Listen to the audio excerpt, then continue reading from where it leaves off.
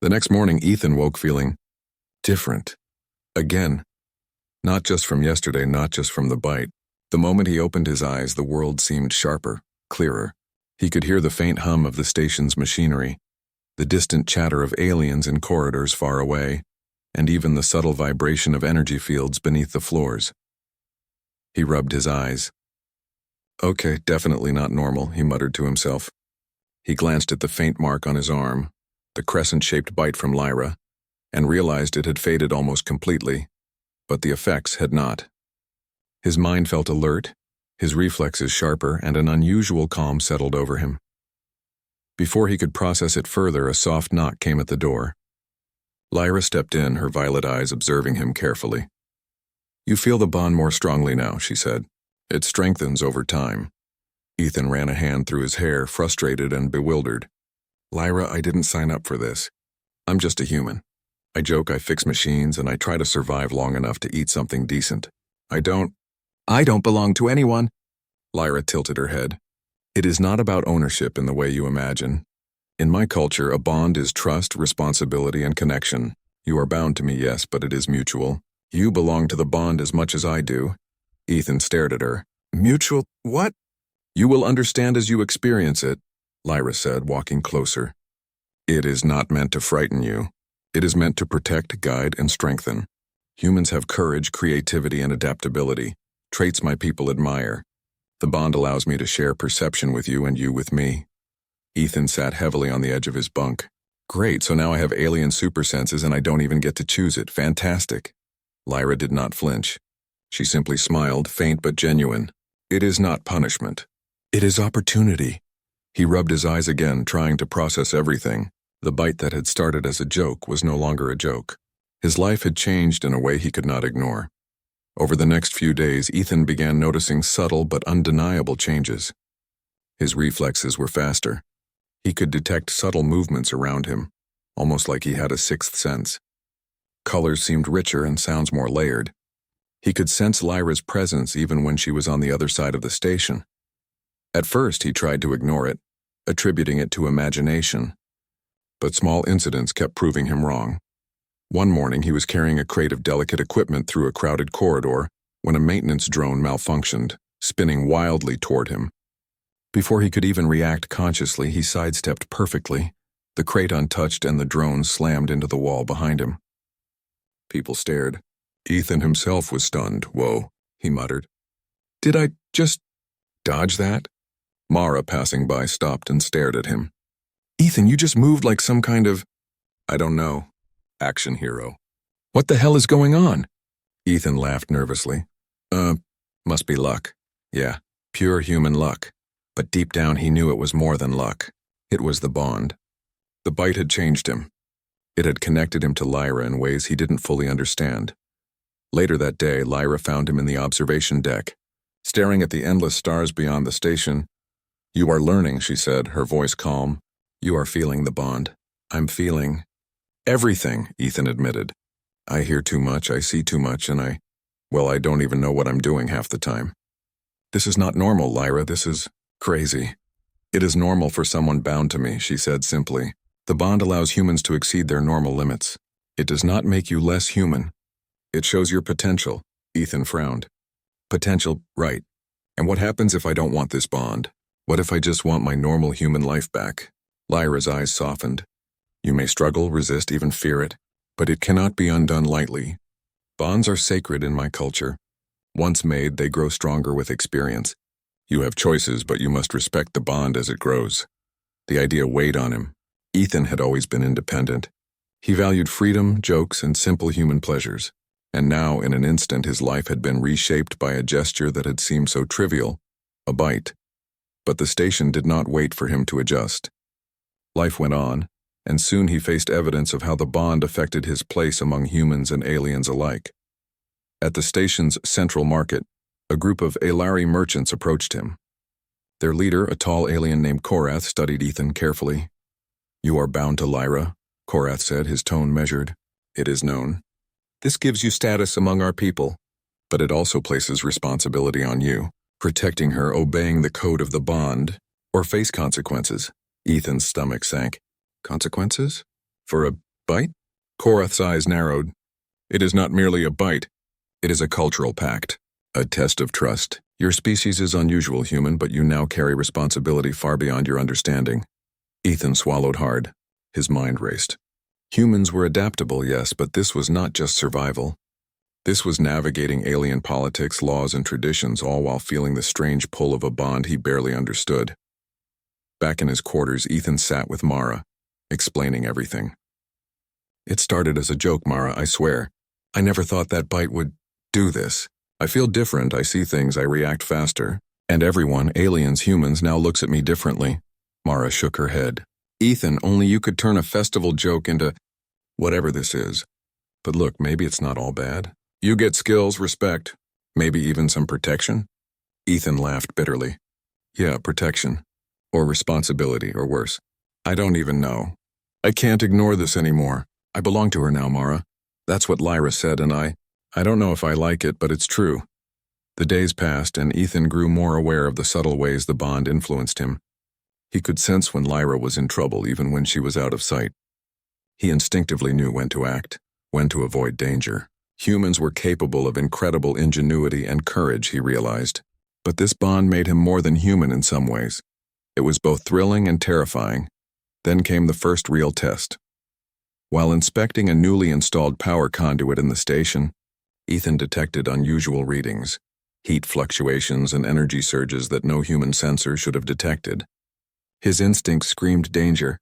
Something's wrong, he muttered. He reached for his toolkit, but before he could move, the panel exploded in a shower of sparks. Ethan ducked, rolling instinctively and catching a falling cable before it struck him. He froze, heart pounding. The bond had saved him. Not luck, not training.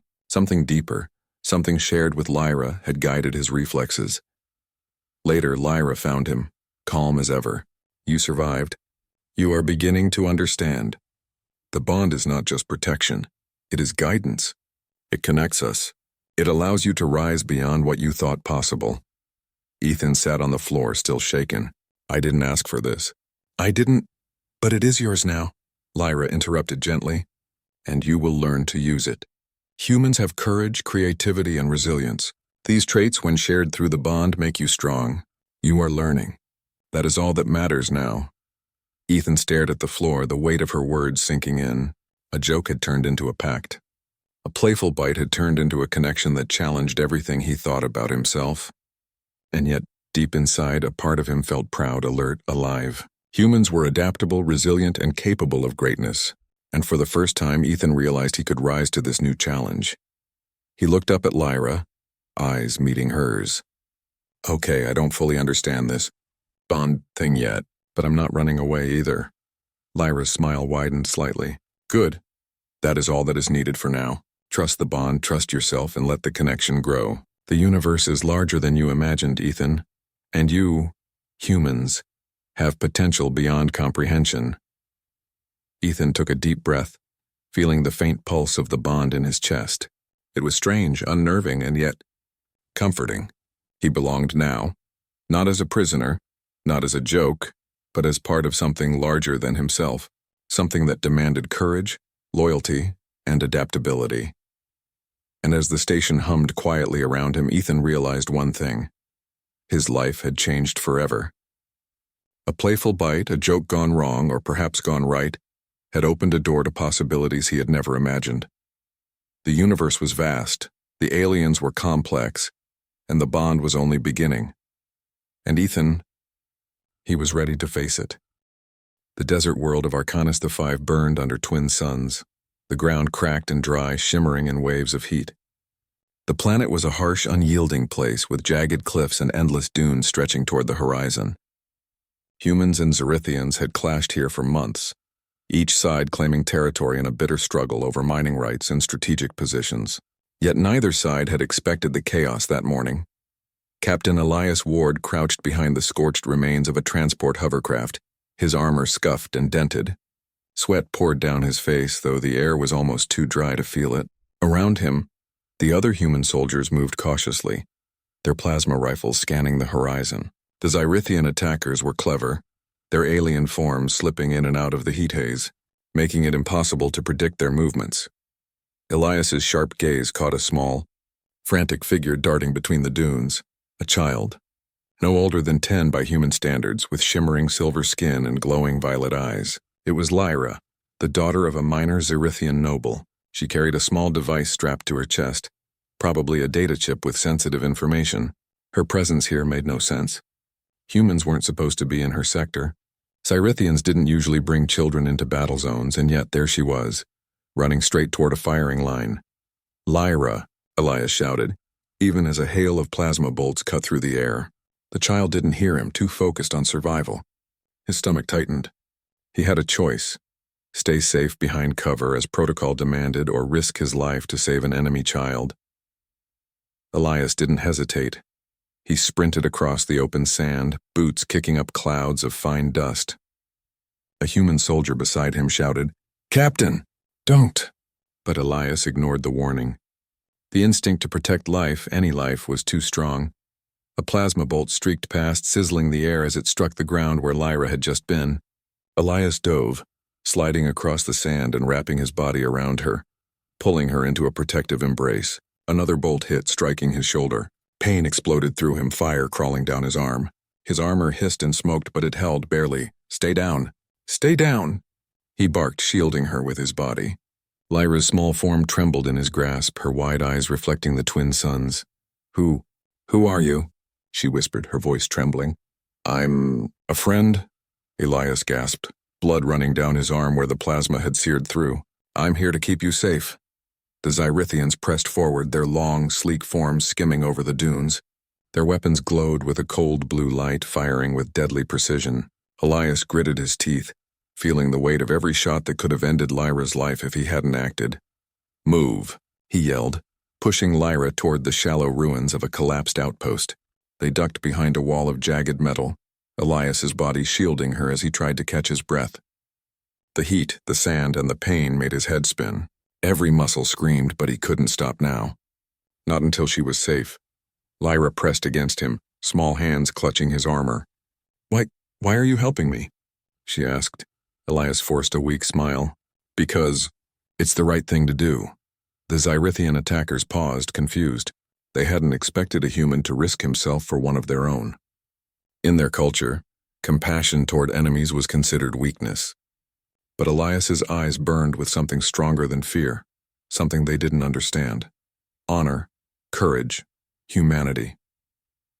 A sudden screech of plasma fire tore through the air. One of Elias's fellow soldiers fired back, giving them cover. Another bolt struck the ground near them, throwing shards of metal and sand into the air. Elias winced as debris cut his face, but he didn't release his grip on Lyra. The child's breathing was ragged, but she seemed unharmed. Elias, however, was struggling to stay upright. His armor had absorbed most of the plasma strike, but the impact had bruised him, and his side burned with deep, gnawing pain. Sweat and blood mixed on his face, dripping into his eyes. He blinked rapidly, refusing to let panic take hold. "Elias, we have to retreat," one of his squadmates called, appearing at the edge of the ruins.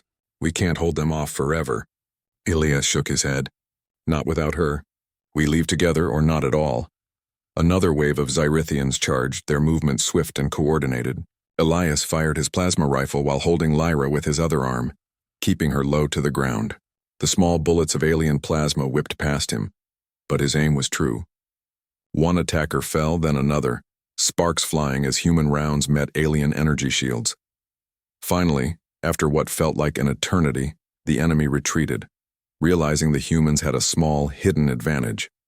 The outpost ruins, once silent and abandoned, were now a battlefield strewn with scorched metal and scorched earth. Smoke rose from several craters, and the twin suns reflected off the jagged landscape like fiery mirrors. Elias sank to his knees, Lyra still in his arms. His vision blurred as exhaustion overtook him. Every step had drained him, every shot fired had sapped his strength, and the plasma strike had left his body battered. "You saved me," Lyra whispered, her voice trembling but full of awe. Elias tried to smile. "I did, that's what humans do." His voice was hoarse, but there was pride in it. "We protect life, even if it's not our own." The child looked at him, her eyes wide. "Even if they are our enemies?" "Especially then," Elias said, and he meant it. His squad mates arrived, helping him to his feet and checking for injuries. "Captain," "You're burned bad," one muttered, glancing at his scorched armor. "You shouldn't have—" "I couldn't leave her," Elias interrupted, voice firm despite the pain. "No human worth their salt would." As the human team prepared to evacuate, a strange sight caught Elias's attention. From the horizon, a massive figure approached. The unmistakable silhouette of Zyrithian elite forces, their banners reflecting the suns, moving with eerie precision. They were not here to fight. They were here to retrieve something. Or someone. Elias instinctively stepped in front of Lyra. The small, silver-skinned child clung to him. His heart pounded. The humans were outnumbered, and the Zyrithians were coming for her.